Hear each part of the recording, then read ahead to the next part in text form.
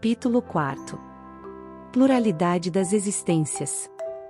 Semelhanças físicas e morais. Pergunta número 207. Quase sempre, os pais transmitem semelhanças físicas aos filhos.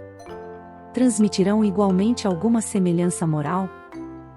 Não, porque se trata de almas ou espíritos diferentes. O corpo procede do corpo, mas o espírito não procede do espírito. Entre os descendentes das raças, há apenas consanguinidade. 207. A. De onde vêm as semelhanças morais que existem, às vezes, entre pais e filhos? São espíritos simpáticos, atraídos pela afinidade de suas inclinações. Pergunta 208. O espírito dos pais não exerce influência sobre o do filho, após o nascimento? Sim e muito, pois, como dissemos, os espíritos devem concorrer para o mútuo progresso. Pois bem, os espíritos dos pais têm como missão desenvolver os de seus filhos pela educação. É para eles uma tarefa, e se falharem, serão considerados culpados. 209. Por que pais bons e virtuosos têm filhos de uma natureza perversa? Ou seja, por que boas qualidades dos pais não atraem sempre, pela sintonia, bons espíritos como filhos? Um mau espírito pode pedir bons pais, na esperança de que seus conselhos o conduzam a uma vida melhor e, muitas vezes, Deus o atende. Pergunta 210. Os pais podem, por seus pensamentos e preces, atrair como filho um bom espírito, em vez de um espírito inferior? Não, mas podem melhorar o espírito da criança a quem deram nascimento e que lhes foi confiada.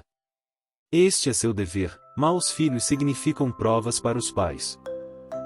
211. De onde vem a semelhança de caráter que existe a miúde, entre irmãos, sobretudo entre gêmeos? Espíritos simpáticos, que se aproximam pela similitude de seus sentimentos e que estão felizes por estarem juntos. 212. Nos gêmeos siameses em que há certos órgãos comuns, coabitam dois espíritos, isto é, duas almas?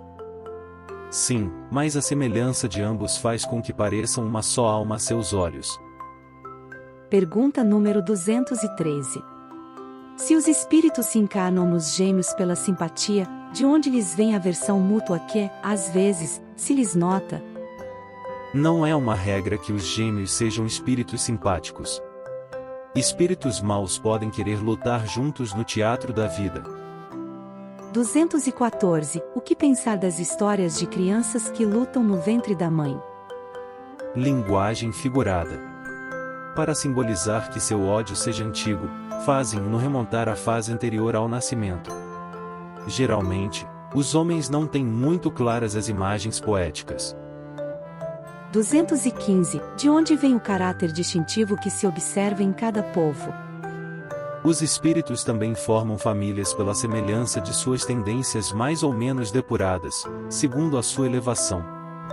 Pois bem, um povo é uma grande família em que se reúnem espíritos simpáticos.